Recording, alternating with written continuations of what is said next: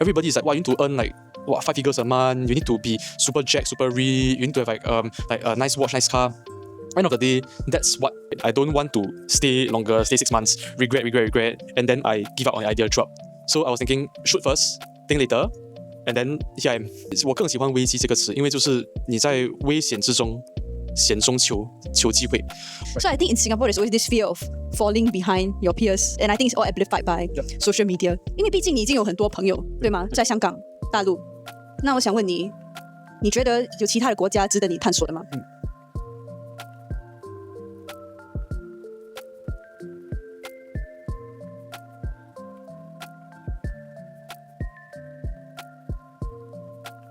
？Hello everyone, I'm now filming from Taida Xingyue Tai. So with me today, I have a fellow Singaporean who is visiting Taipei at the moment. And recently, he decided to take a career break. So that's why I thought that it would be good to invite him on this channel and share a bit more about his journey, his thought process, and how he went about making that decision. So perhaps before that, it would be good to give an introduction about Jie Yao. Or do you prefer Jie Yao or Richie? Both is okay lah. Okay, I call you Jie Yao because I'm very used to it. Richie, very weird. Yeah, still more. Yeah. So basically, he is quite unique. He started working in university already. He started off by doing an e-commerce business, and subsequently, after COVID, he began to work full-time. And his first job was an SME called Spark. Spark Labs or Spark? Spark, yeah. So I thought that his journey is quite interesting. He recently left his job doing software sales. So let's dive into your story. Richie, Jie Yao. Actually, a lot of elderly people, when they look at you, right, they will be like, oh, I worked 30 years, I have zero break. How come you need a break? I think in this case, it's not exactly a break per se, right? It's more of a strategic pivot and taking time to really discover yourself. I think there's often a mindset about the never-ending hustle, right? Where, 20 years, I glorify myself. But oftentimes when we take a look back, and I speak to a lot of my mentors, many of them have a lot of resentment and also a lot of regrets where I could have done this when I had less liabilities. Maybe I would have been in a better position or in an even higher position that I would have liked because I took maybe one step back to go 2 steps forward. That's kind of where I'm at now. And hopefully some of my sharings give you guys some inspiration as well. So for yourself, what was the kind of reasons behind why you decided to take a career break? Because when it comes to taking a career break, especially during this economy, it definitely needs to be something that is well thought and well reasoned. So some people might do it because they are burnout, some due to family, some due to opportunities. Maybe if you can describe how you went about deciding what were the factors that were involved, that would be very helpful. So to be very frank, I'm in an amazing role now. Great bosses, great learning opportunities, and I am serving software sales for the public sector. So there's a lot of pride as a Singaporean to better the nation and our systems per se. But then a more personal side is that I lost a few family members across the past 1 year. My aunt, she was someone who brought me up growing up. Because my parents used to be away a lot for work. So growing up, it's just my aunts, my grandparents, and I lost my aunt to cancer last year. So that was a very tough time. And fast forward till July this year, my grandma left us very peacefully as well. So another very pivotal part of my childhood life just came to a close of chapter. That made me start to think about the short time that I have left with my family for one. And they are a lot older than some of your parents will be. So I'm 27, right? If you flip that number around, it's actually my dad's age. Yeah. So if you think about it, the age gap is really, really huge. And we are starting to see signs where he's not as spry as he used to be. It makes me wonder how much more time do I actually have with him if I want to be in that corporate setting and give it to work, right? Second part is that there are some opportunities I feel in the world right now, it's the best time to start a business with how rampant AI is. And I used to be in multiple regional roles. I traveled a lot to places like Hong Kong, Southeast Asia, and a lot of friends are kind of talking about different projects that makes me wonder, hey, if I don't try it now, would 30-year-old me still have the want to explore and even take the risk if let's say I'm married, I have kids, I have my house and mortgage to pay off, and my parents aren't getting any younger, right? So multiple decisions all factor into saying take the leap now. I still have my entire life to be in corporate and to figure things out. So there seems to be two parts to this. The first part is around your parents and your family situation. And I can relate to that as well because I lost my grandma at a young age and my grandfather last year or so. And the second one is really around timing because you do see an opportunity to explore beyond a corporate job and the world outside the office, while at the same time also recognizing that this is a good time because your parents are not getting younger. Exactly. And also, the later you do this, the more responsibilities you are going to carry. Okay. So that makes sense. It seems very straightforward on the surface, but we have been very, very close friends. So I kind of understand your journey, right? It wasn't a straightforward one. I remember this year, I think middle of the year, you sent me an invite. You're going to quit by this date. Yeah. Then I was like, okay, that's interesting. And then subsequently, you cancelled the invite. Then I thought like, oh, okay, maybe he decided to stay on with his job. Then you say like, oh, go stay until next year. And then suddenly you could tell me you quit. So can we understand like the ups and downs and what were the concerns you had and how you overcame that? Got it. So to also give you guys a bit of insight into what was going on, so after I lost my grandmother in the middle of the year, I was already starting to wonder about when's the right time to move on, right? And then I was thinking that, hey, you know what? Maybe around Q3 or so, wanted to see through certain things because responsibility is not just to your family but also to clients who trust you. I wouldn't even call them clients, I call them partners and friends, right? To your colleagues as well, very close friends who have put their trust in you in the first place, see things to an end. But another part of me was also constantly wondering about, hey, I'm 27, what do I know? If I want to jump out, venture into the world, my friends and all that around me, they all have a stable job. Is this very crazy? So that kind of a pendulum thought process went on for a very, very long while. Then also, I do happen to be doing decently well this year. So as you know, Q3, Q4 for technology sales happens to be the bigger bulk of when more deals come in. Then I was thinking, do I want to wait for that to come in first and see how, or maybe I just give up on the idea of wanting to do my own thing and exploring, right? So that was kind of like the whole the fears that I had going on. But what made me go for the push was that I had to do a lot of reflection. I took some time off to really think about what I wanted. Number one was that where do I see myself 10 years from now? I feel that there's a lot of opportunity cost in saying that I want this to be the rest of my life. We are 27, and it sounds that a lot of you would think that actually 27 quite old already lah, can have kids already, but you're barely started on the journey in life, right? And if you think about it, if you think about 21, I'm barely 6-year-old adult. We do have that freedom to really choose and explore where you want to be. And also, if we think about it from a very logical point of view, if you want to talk about learning and being able to immerse yourself in some of the hottest trends, hottest topics, and upskill yourself, would it be better to do it now or later? And all of this made me very firm and certain that it's actually better to do it now, lah, right? I don't want to stay longer, stay 6 months, regret, and then I give up on the idea, drop. So I was thinking, shoot first, think later, and then here I am. Shoot first, think later. Sounds very impulsive, huh? Yeah.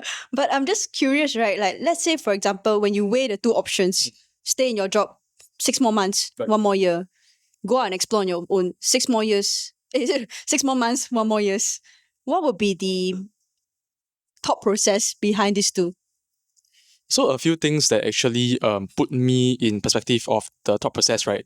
Which is that number one was how the economy is performing now. Lots of layoffs, lots of demand from the government to upskill, etc. And what I personally have noticed over maybe a span of the past few years, and I was a history student, so I like to always analyze things from a very historical lens, is that I don't know if you guys remember a period of time when biochemistry, right, was the hottest thing in the market. Maybe when like 10 years plus ago. Biomedical science, and also oil and gas. Yeah, oil and gas. So this was when the government was actually pushing a lot of us to go and study that, because the industry was booming lah. We had Jurong Island, the different oil refineries of sorts. Then we needed to also do more processing.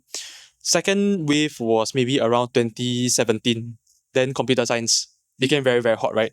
But now you look at the market trend, computer science is like, a lot of people are saying that they are being replaced by AI. Software engineers and all that are finding harder time because there's a lot of competition of inbound foreign talent.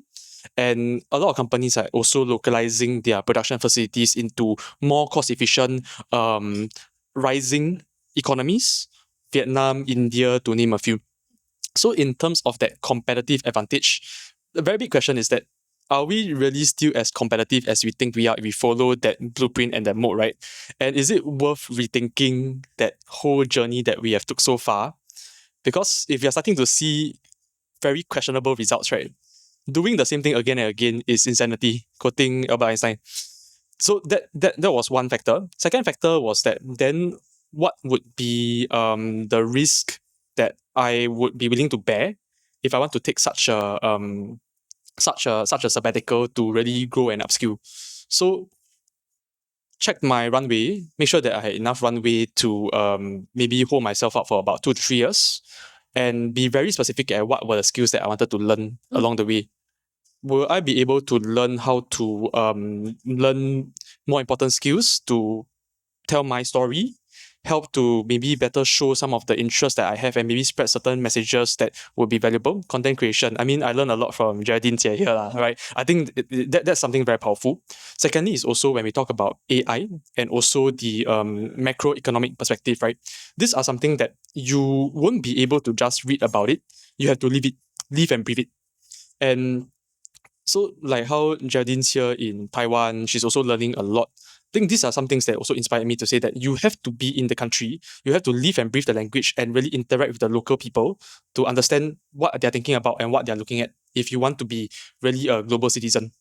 Then the last thing is about, I mean, in Chinese there's a saying called 有出外靠朋友. It really matters who you know, not just in Singapore, but also outside, if you really want to capture all these learning opportunities and also opportunities for personal growth. Because sometimes you increase your luck surface area just by being present, just by knowing someone and learning their point of views.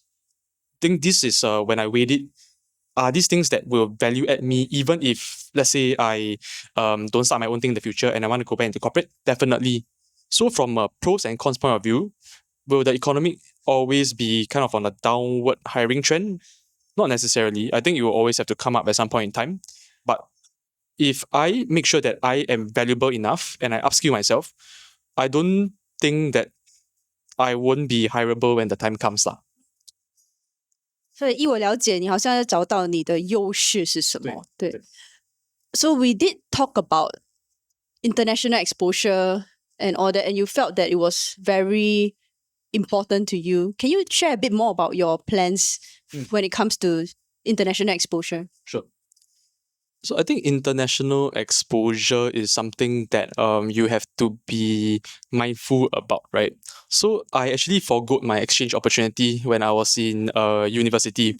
I personally think that it's very good for you to go for exchange. It's 6 months, 7 months abroad. You don't have the responsibilities and worries of I need to pay the bills, I need to work, etc. But you can really double down on learning and building strong communities with an international friend group. But the question is how you actually do it. If you are out in another country to hang out with Singaporeans, if you are going to be like partying all the time, then I think that really takes away the whole value of immersing and absorbing what the country has to offer, right? In fact, why I joined Spark, the SME that I spent almost 2.5 years there. I had a great bosses, David and Ryan. Shout out to you guys. So Geraldine knows them as well lah. And we actually managed to collaborate on some projects in the past.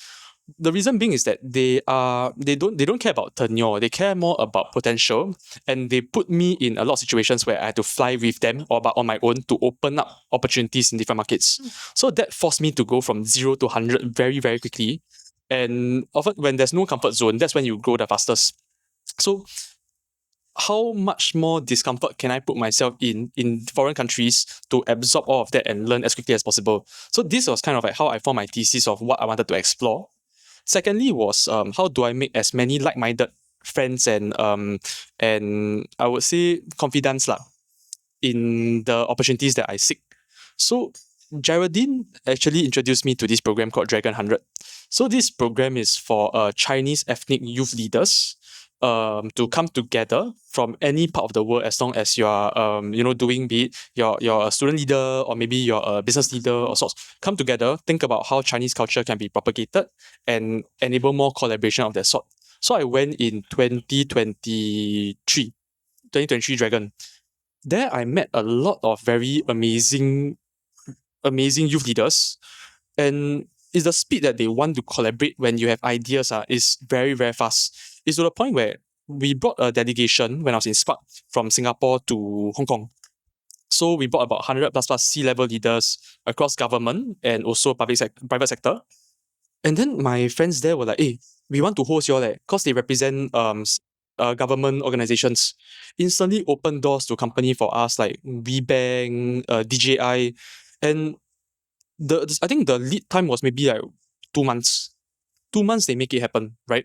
The kind of magic that you can do when you have like-minded people and that you all do happen to like each other's company and you want to increase collaboration, very, very amazing. It's almost like magic. Then that also firmed up that how many more groups like this can I explore and interface with, right?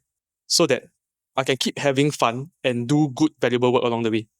So that's kind of like how I'm shaping my year forward to learn and make sure that I offer as much value as possible. It feels like if you weigh staying in a job for 6 more months versus this opportunity to work on 4 things. Number 1, build an international network beyond Singapore. Number 2, build up some skills around storytelling, the ability to convey your points well. And number 3, to be able to have international exposure. And lastly, on the skill sets, the hard skill sets that you want to accumulate during this time, you felt that this opportunity was more valuable to you than just, it will give you a better edge than just staying in your job for 6 more months. Yes. Okay, good. I summarized it correctly. So I want to dive in on the international exposure part. 因为毕竟你已经有很多朋友，对吗？在香港、大陆。那我想问你，你觉得有其他的国家值得你探索的吗？所以有些时候就是认知的这个瓶颈会导致你未来发展的憧憬。要往外面走、外面看的话呢，我觉得很多时候都是要带着一个想学习的心态，还有勇气去闯。So 2 countries that I am actually looking at very extensively. One is Vietnam.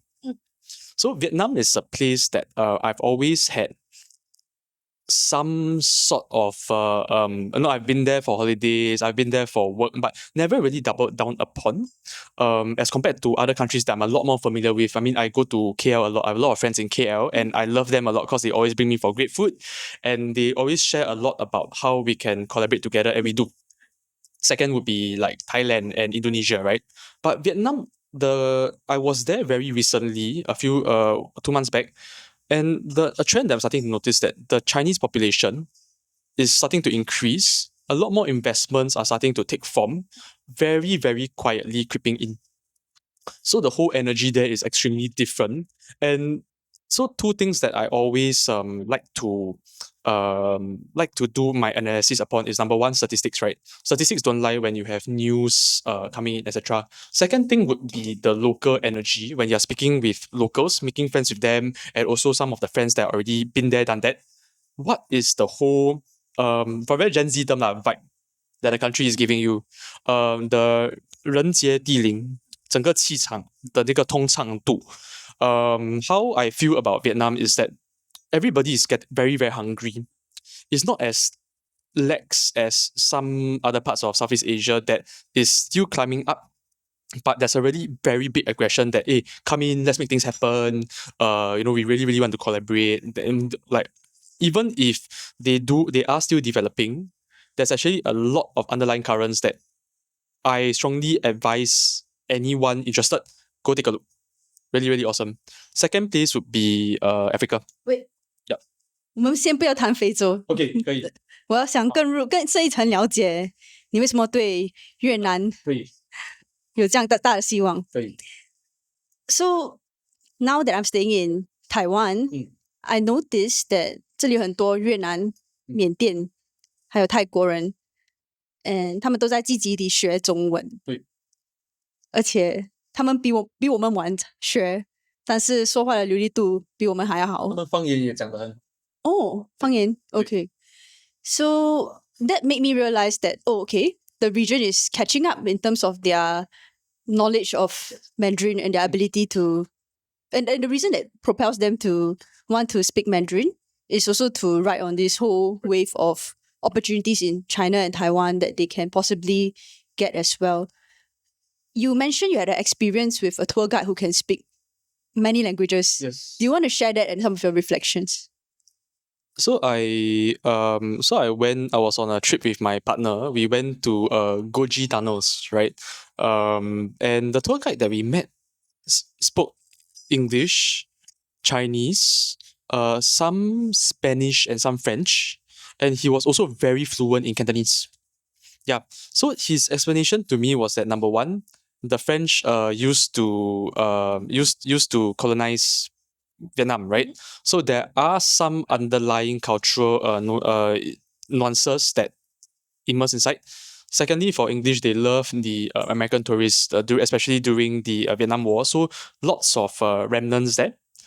And as for Cantonese, because you have a lot of Chinese tourists, right? So he picked up Chinese, he picked up Cantonese, and Cantonese is actually very similar to Vietnamese. Yeah, if you really go and look at like things like their numbers and also things like when they talk about some of the description of certain items, right? Very, very similar. For example, because Wow, cannot lah, siu lah. Yeah, same lah, same. So it's very interesting. I can go and find it for you guys, but so it's like that. Then when we talk about but where do you learn all this from?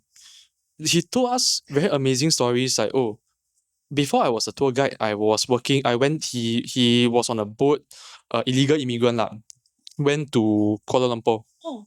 Not Kuala Lumpur, I think maybe Penang. Okay. Penang to be a chef. So he went into the refugee shelter where back then I think immigration was more lax, they were willing to help. And then they also brought in some holy men from the Catholic Church or whatnot to teach them in the Red Cross that was there. So he learned English from them.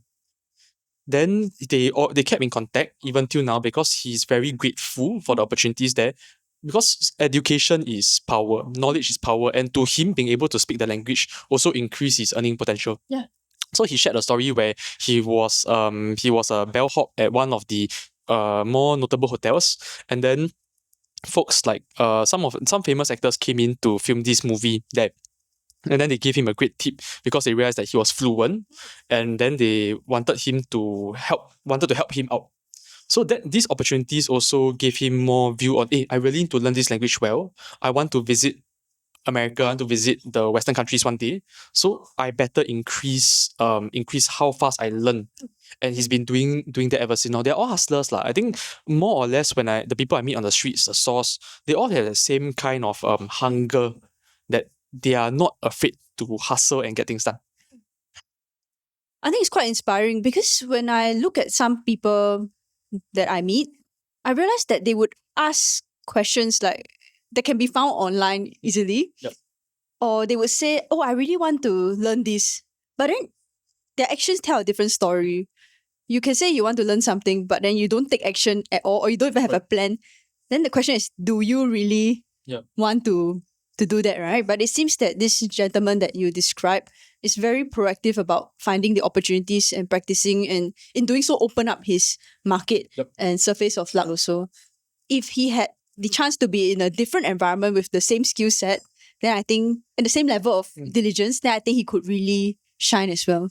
Yeah. Agreed. So maybe what I would like to also understand a bit from you is that, of course, Vietnam is a place that interests you. And just now you mentioned Africa also. So maybe now I can tell share with us your Africa thesis. Okay. Which part of Africa? Why Africa? Yeah. So if we think about the whole world, right? I mean, I'm looking at this very much as a history student. So history is the appreciation of trends and facts that have happened in the past, but often they also project to you what the world moving forward could be when very similar events are happening. Right. So I also differ very, very heavily towards one of my favorite authors and mentors that I've never met. He doesn't know I exist, Ray Dalio. So Changing World Order is a book that I refer to a lot over the course of my career to understand how the world works. So as you look at how different companies rise and different companies, countries rise and fall, then the question comes is that where are we at in the world we are today? I think amazing time. You can look at how tariffs, trade war, lots of questions about where the direction of technology is moving, and also lots of questions about production facilities, where would that be the best of. So the Southeast Asian thesis, where I talk about Vietnam, very simply is a few levels of arbitrage that I think we look at to make money, right? So number one is knowledge arbitrage.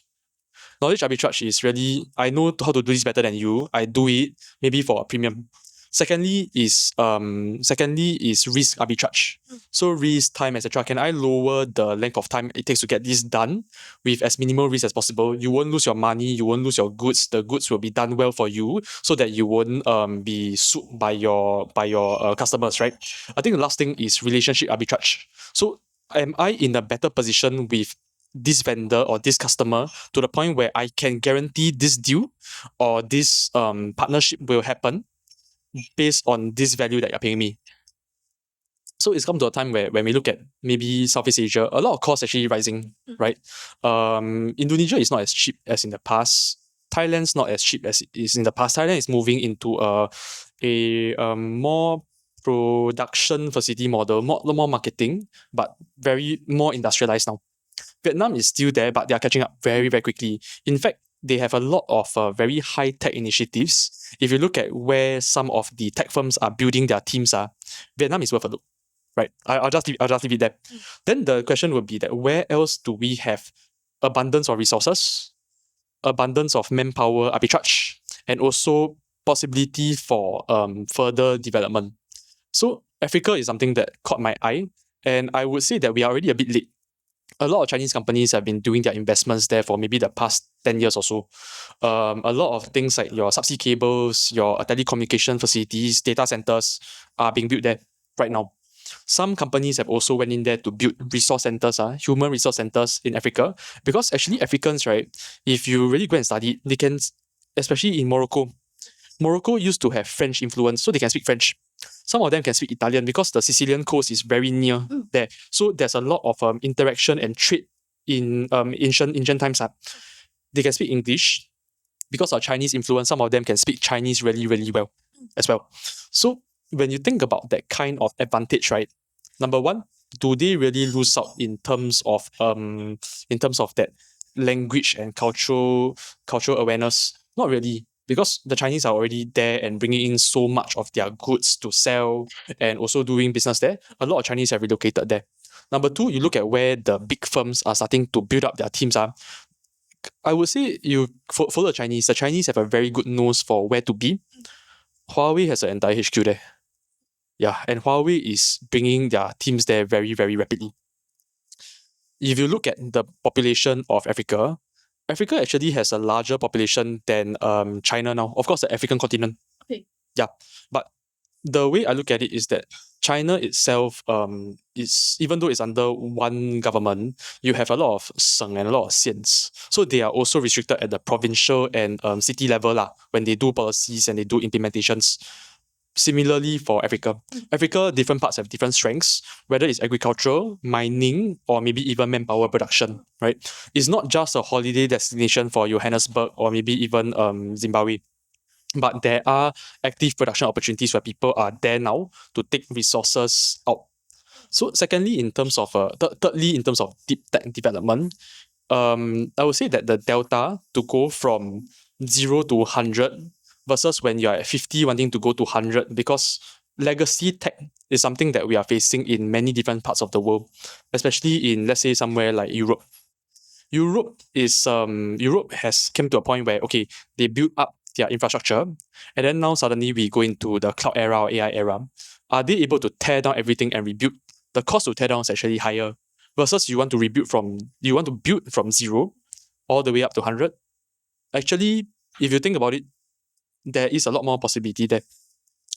Then now when we talk about how many folks around me are actually thinking about Africa, thinking about Vietnam, I would say not as much. And if I want to be contrarian in that aspect, I take that leap. Go there, take a look, see if my thesis is right, and then we let my learnings do the talking lah.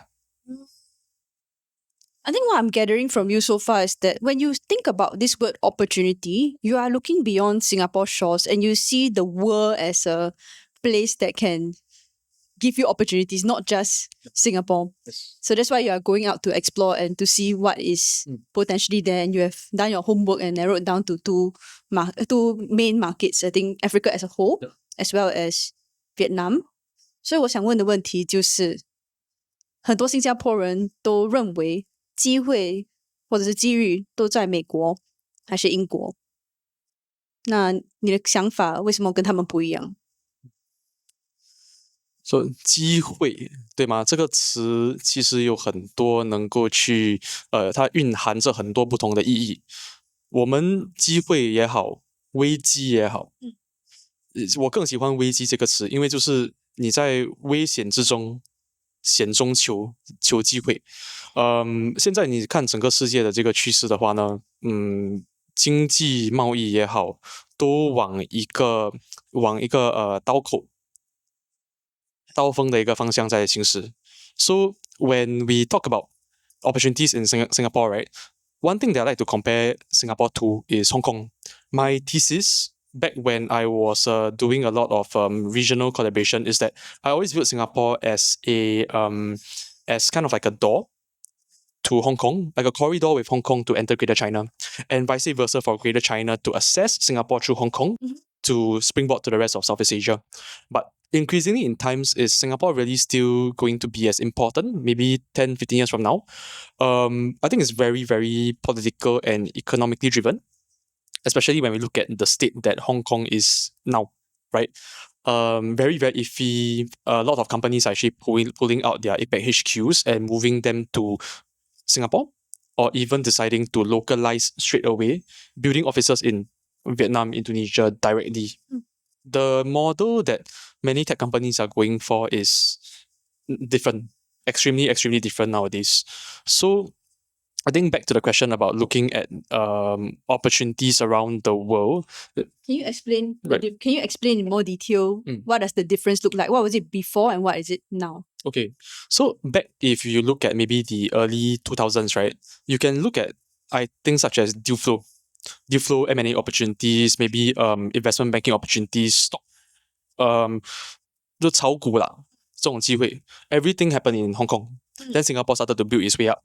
And then after that, when your giants like DBS, UOB, OCBC started to come up, and then we are starting to see that a lot more companies feel that, now ASEAN wants to be a strategic turn. How can I come in? Hong Kong has began to there's still lots of interesting activities going on there, but definitely not like its heydays back in the past. And this is a common feedback that I'm hearing for a lot of my Hong Kong friends there. Western firms are moving up quietly. They may still have presence there in terms of accounts and all that, but physical presence, physical office, maybe not. Tech firms as well. Tech firms, if they want to radiate out into Southeast Asia, Singapore becomes a better choice for them because of some of the free trade agreements that they have. In fact, even with how strong Johor is coming up, some of them are also opening up their labs in Malaysia, Johor, Penang, for example. So there is a loss of luster where Hong Kong used to be like, oh, I can get all my deals done here. Now there are other better options, in fact, that very painfully takes away business from there. And I think what you described just now about how firms are also moving all the time really resonated with me, because when I was in Salesforce, basically we manage Southeast Asia and Greater China from Salesforce office in Singapore. But in recent years, they have set up offices in Thailand, set up offices in Indonesia, if I remember correctly, and it's becoming more of a country model as well. So that's something that I realized, like, it's a constant move from, MNCs are free to move wherever they want to, right? And there's no way like we can tie someone down by force. Like, I also have to be here and all that. So yeah, that's something that I observed on my own also. Yeah.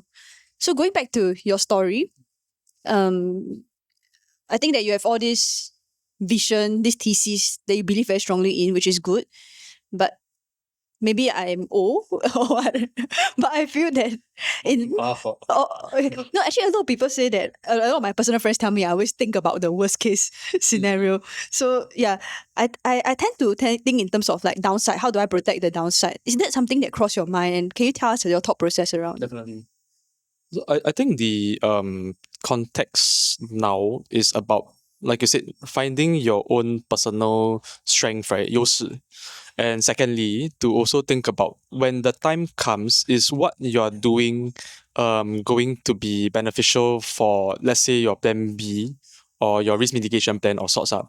So if let's say I am going out to learn how to, I don't know, become like, I want to be like the best Zumba dancer, then that has completely nothing to do with tech sales or sorts, right? So then that may be a completely different diversion path. But right now, learning new languages, something that I am looking to do, having more cultural context, understanding more about the different economies, and also maybe building up my network there. Would this be helpful or beneficial to companies who want to have that cross-border access? Definitely, right? So that's my 1 to 2 year plan. Will I be in a better state than where I am now with all this network, all this access, regardless of whether or not my some of the projects or businesses that I'm starting, whether or not they fail? I think I'll still be in a pretty decent position, or even, in fact, if I may say so, much better than when I first started.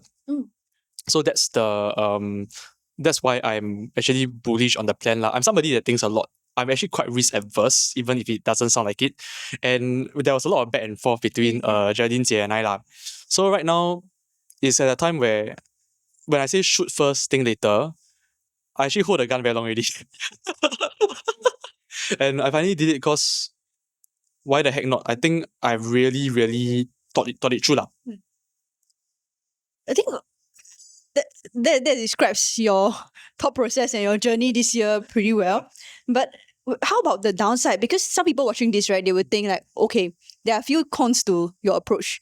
One is during this time when you are exploring or venturing out, other people are drawing a steady paycheck, your peers, and definitely there'll be some form of peer pressure. So that's one of the downside, like dealing with this whole feeling of falling behind. Although I don't really see it that way, but many people would. Actually, there was this gentleman, he shared with me before that he wants to do his own business, but his fear is that if he fails, then he comes back to the workforce, he will be behind his peers. Right. So I think in Singapore, there's always this fear of falling behind your peers. And I think it's all amplified by social media. So that's one of the downsides. The other downside is on the, let's say you return, what is your worst case scenario that you are going to deal with? Can you elaborate more on that? Right. So some things that I do want to do is that I think Singapore as it is has a lot of very amazing senior leaders, right? And I actually met. I think I'll talk about increasing surface area. I actually had dinner with a friend's mum, a couple of days ago. So she's in the fine art space. So she deals with a lot of antiques and stuff like that. And she works with a lot of the tycoons in GCR region. One thing that we commented about when we talk about the rise of Southeast Asian art and its propagation is that how well your local artists are desirable in the international field, dependent on how strong your country is. I mean, it comes to a time where why suddenly a lot of people like things like Chinese music, Chinese shows, etc. Because people want to be like you. People think that, wow, you're damn cool, your country amazing, etc. The marketing is great. Then you want to do it. Then they start to think that artist is cool. I also want to get some of their work because it's hot. Very, very hype driven, right? I think same things when we talk about international opportunities. Why suddenly in the past few years, Singaporean leaders show you Singaporean pride start to come out about, and then we also have folks like Tan Wen-yen, so regional CEO for PepsiCo. Then Benjamin Bo is leading the business for Domino's now, another SMU mentor of mine. Then them rising up also means the opportunities for more Singaporean folks to be given a chance because we get to be put on the map, right? So, I think in that perspective, right, instead of wanting to stay in a role where maybe you're going to be put, how do you put yourself out there? So that's my path that I'm doing. Will I be more visible if I stay in my role because I cover local public sector versus I head out, I have these conversations, and then I see how things go in, albeit in a very strategic manner. I think this path is going to give me more value. So that's one. Then number two, in terms of falling behind, we talk about potential, right? Okay, so I caveat this. If you talk about potential all the way to I think you can talk about potential all the way to maybe like mid to late 30s, right? In 40s and all that is really, I think a lot of crystallization has happened. Your thought process and all that more or less is fixed. Your orders, your principle, you can still change, but a bit difficult. So as someone in my mid to late 20s, when we talk about potential, do we have the courage to reinvent and upskill? So I think the upskilling part, right, is something that a lot of my peers are a bit scared to do. Because the idea is that if you take a career break, then I suddenly, every job I change 30% pay bump, 20% pay bump, right? Then that's my progression path until I finance my house and whatnot. That's a very, very safe thought.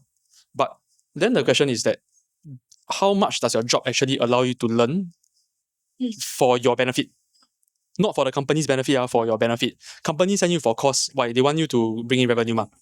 If the company wants you to go for international placing, oftentimes is that you need to cycle yourself to think that, okay lah, I think I'm okay with it. May not necessarily be the best choice. If it is, then lucky you. But it's not, you don't really get a say in terms of that, in the face of capitalistic requirements. How much control do you actually have over your own learning and growth, and to make it such that you're learning for yourself skills that is relevant for yourself? In a stage where we also realizing companies can flip very, very quickly, especially you look at Microsoft pivot to AI, you look at Intel also, that whole strategic shift is really numbers. Sometimes it's really numbers. And then you need to think for your own growth. It's the same as kind of like taking a master's program. You're going to take a 3 years gap anyway. You're going to pay a lot of money.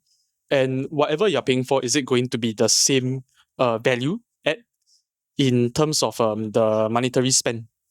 I think I just leave that as a very open-ended question.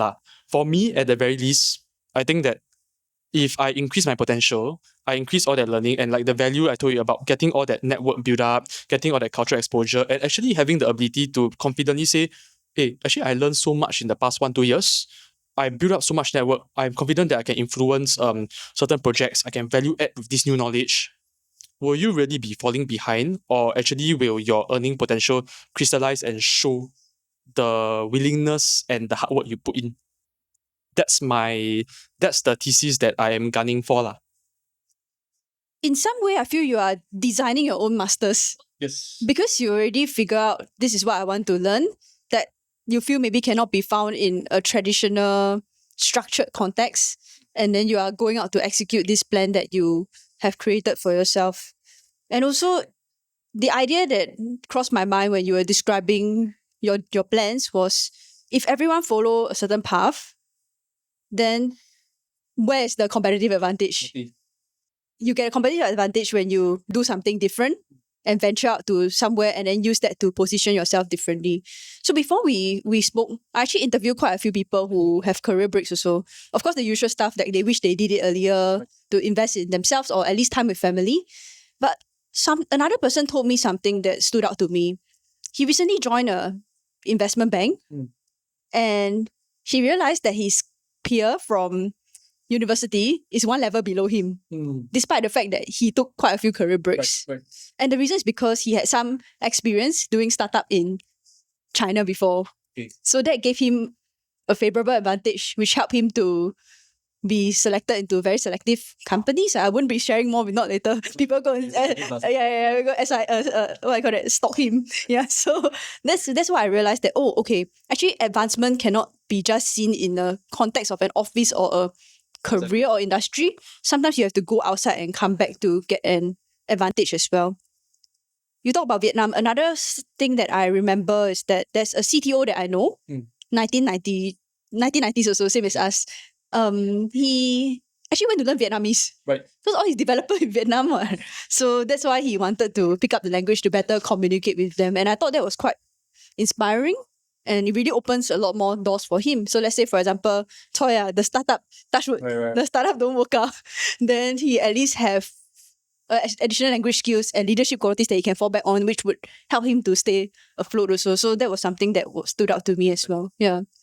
It's really about the transferable skill sets that I think you build for yourself. So things like languages, right? Network, your cultural context, right? That remains relevant and adds on along the way.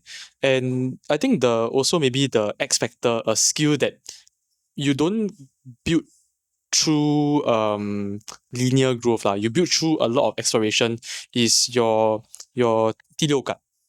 Your senses on what's a good project to do, what's a good investment opportunity, what's a good trend for me to jump on. These are things that you can only go in by immersing and soaking yourself through all of these factors that we talk about. Yeah, that's right. I think you described it pretty well. I want to talk about Gen Z because basically you're my first Gen Z guest. And you have some opinions about what you think your generation can do to maybe perhaps bring themselves to the next level. 我们可以用之前你跟我讲的那个框架，就是视野，对，技术之类的。Okay. So I think one thing is that when you are starting out, mentorship, finding a mentor that you can project maybe 3 to 5 years from now, you want to be in his or her shoes, would be amazing people to speak with. A lot of Singaporean youths that I notice are that they don't really know how to build and maintain relationship. It becomes very, very transactional. Because you go to a teacher back in school is go for consultation or Mr. Tan answer my question already. Okay, Mr. Tan mark my exam paper already, then done and dusted, right? But some of these things is like 细水长流, right? Chinese ethics and all that, we believe very strongly in 有来有往啦, right? And 知恩图报. So sometimes if you go to someone, you ask them for advice and then you just move on and you don't hands off already after you get help, it becomes very hard to maintain and build something strong.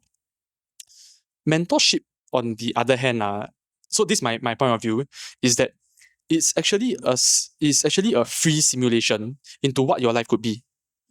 So let's say I speak with Geraldine now. Let's say I think I've known you for 3 years, 3 years plus. So when I first met her, she was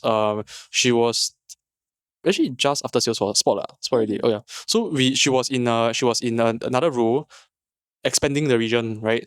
And then when I spoke with her, I managed to have a glean into, is this the kind of role that I wanted to be in? And I do that with a lot of my different mentors to figure out a few things. Number one, by elimination, I might, right? Secondly, is that what are some skill sets that you feel that you can really double down and learn from them? Then you do it. It's a very accelerated path. If they took 10 years to build it and you can get it from them in 1 year, why not, right? So that's number one. Number two is also about the kind of mentors that you have. Some mentors, they are just happy to share knowledge. Some mentors have network that you can actually tap on. right? So I have a group of mentors. Some are in the same industry, some are not. But I go to them for a lot of advice, relationship advice, talk about family, talk about maybe like travel plans and stuff like that, and also career growth and my pathing. And the most important thing is that you must also understand what are you also doing for them. Sometimes what they really want to know is that, do you really take their advice for granted, right? And are you actually being able to execute it? You do it, they also feel shocked, like, wow, actually this is my protege, and then they develop and grow up. So don't need to feel that you're not worth their time and all that. But just be grateful. I think most importantly, have that gratitude when they dispense that advice. So first part's mentorship. Second part is in terms of learning, right? Growth, learning, effective utilization of your time. I would say that when you're in university or when you're in very early career, it's actually okay to try different things.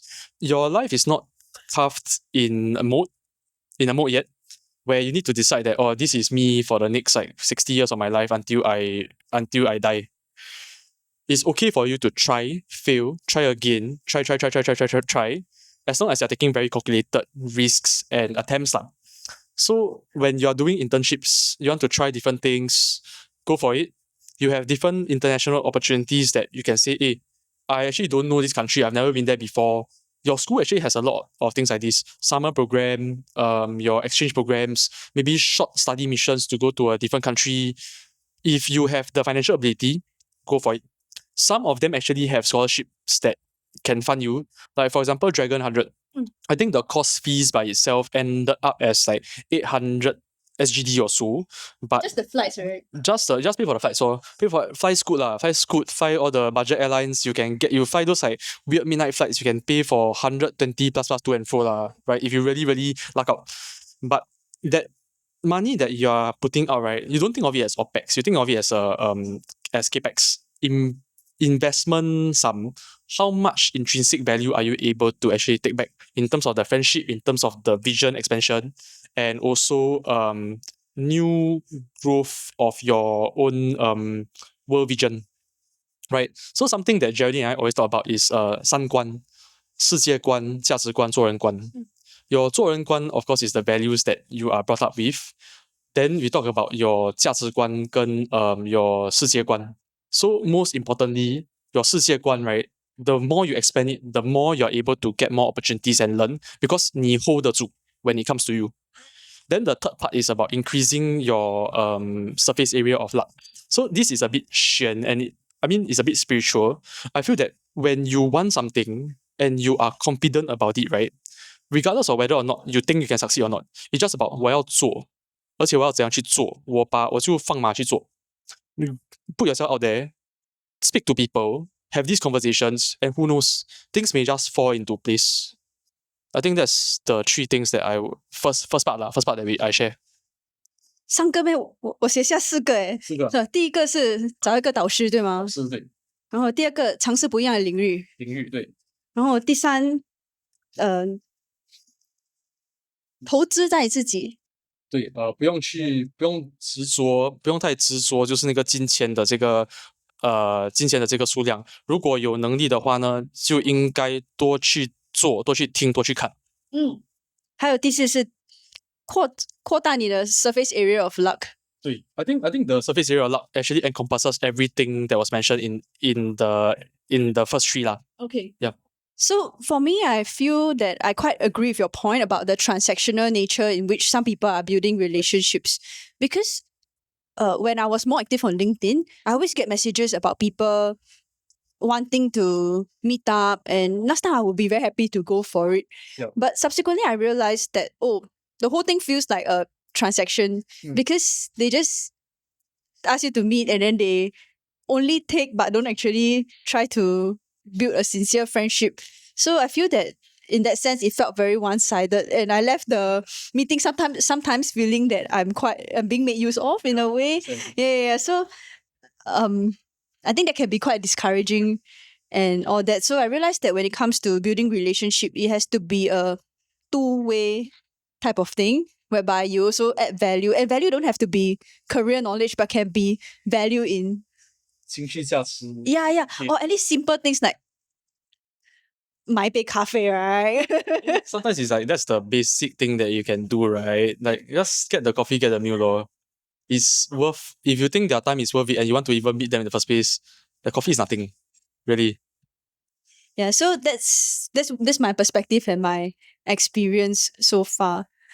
I feel that you are very driven, and obviously I think among your peers, you are one of the more driven ones. But what I'm increasingly learning about is that as I read the news, as I observe online forums, I realize there are groups of people who are very disappointed in the way the world is today. It didn't align with their expectations. There's even this rise of incels. Okay, I think it has been there all along, but basically it's those kind of guys who they feel that, hey, how come I cannot get a girlfriend? How come I cannot be competitive in this economy and stuff like that? So maybe perhaps as someone who is more, I think, driven in a sense, do you want to share some thoughts on this trend and also any kind of words of encouragement? 就希望你说的那些话可以给大家一点启发。Okay. So 我本身觉得，其实世界这个地方呢，不容易，真的就，它有很多的这个爱恨情仇，然后呢，你在世界千千万的造化底下呢，大家的命也都不同。But most importantly, I think the truth and a fact about life is that you're only going to be here for what, like 90 plus years? Maybe life expectancy will increase. There's only one life, or you want it to suck, you want it to be flavorful and vibrant. The only fact is that it's your choice. It's your choice how you think about it. It's your choice how to live it. And it's your choice how to make something out of it. So we have people in developing countries, right? Like the tour guide that I mentioned. Did he come from a lot? No lah. His parents want to send him to Malaysia to work as an illegal immigrant. Then I think that one really quite respectable lah, and he made it work. Then we think about let's say as Singaporeans, right? We think about where we are at. Personally, I didn't come back from much. My parents had a failed business, then like didn't do too well, and then slowly they went back to sell my mic. Then we came back again. But I've had time where I gonna laugh at my friends and whatnot. I think most importantly was that you need to have a heart that is positive, and trust that the world is a very beautiful place for you to experience and explore. The second thing is that in terms of bettering yourself, right? Bettering yourself is, I feel that there's a lot of convolution in today's market, today's social media, where everybody is like, wow, you need to earn like 5 figures a month. You need to be super jacked, super rich. You need to have like a nice watch, nice car. End of the day, that's what society is trying to feed you, or at least that trend is trying to give you. The real question is, are you happy even if you go there? And is a bit philosophical about understanding yourself, really being able to use your own thoughts and heart as a mirror, and going down that reflection path of what truly, truly makes you happy, right? And pursuing that. That allows you to make your limited time on this earth as meaningful and valuable as possible. And at the same time, you can stop the whole comparison, the rat race law, right? Because oftentimes if this is dictated, then who are you really in terms of personality? A lot of the folks that I've met, they are in a place where they are growing up, but they have always been told to be a certain identity. I need to go to top JC, top poly, then go to a university course, then you are a good Singaporean. If you don't get a BTO by this age, wow, you failed. You don't get a condo or you become a manager by this age, you also failed. But if that's not you, I think a lot of youngsters are starting to question this. So a lot of peers are actually going on career breaks as well for different reasons around me. Then next is that, what are the steps that you want to take? And lastly, are you willing to take responsibility for whatever happens as an outcome and still face life positively? So it's not a lot of tips per se, but it's more of throw out a framework for you to think about. How are you looking at life, lor? And are you pleased with how you are living right now? End of the day, you can always do something about it. So it's more of not having the victim mindset, but perhaps proactively taking steps to change one's lives and owning your life. Okay. Yeah, I can see that from the example of one of our close friends. Don't I say the name also because people stalk them. But she was actually more on the I think she wasn't happy with the way her body looks. So she did spend a lot of time to work out and to change her diet. And it takes a lot of discipline to change one's diet and to start an exercise regime. Mental solid. Really, really 100% solid respect. Yeah. And from that transformation, because she chose to take action versus blame the world, now after that she had a lot of romantic opportunities, and now she also found a guy that she likes also. So good guy. I don't know whether you watch this. Yeah. But I think that this transformation is a good example of how someone is actively taking ownership of their circumstances and then changing their life for the better. So on the topic of your surface area of luck, right? A lot of times it's about energy and mindset and positivity. Well, I sound very like a spiritual coach, but to me it's things that I have I've been through. So giving yourself some order and small wins in your day, right? Like for example, I just came out of ankle surgery. Right. Ankle surgery took me out for maybe 6 months. And then I only just started to be able to do things like run again. I used to be able to run quite fast. Running was like my passion. I used to run every night after work, help me de-stress. I did lifted a lot also. So coming back, a lot of question and fear was like, what if my ankle collapse again? To train myself back, I had to take the baby steps. It sucks. It sucks to know that you're not as good as you were. But you take those steps. You have that discipline, you continue that path, and then you see the improvement. So a few things that it proved to me was one, actually 你可以的，你只要做，你 okay. Secondly is that once you have that small win, right, you start to feel that actually if I try, maybe can. Maybe I can lift heavier. Then I try to lift heavier, and then I get bigger wins that compounds along the way. So the question is that sometimes is it so important to get a very big win, or can we start compounding via baby steps, right? The said friend also, I mean, so I know like started out maybe or sometimes miss classes, etc. But once you build it into a routine, then get addicted already. Then start to pull all of us go and do things with her. All that. Then wow, okay. So you get a support group. She also very like to pull support groups to do things on. Then I learned from her also lah.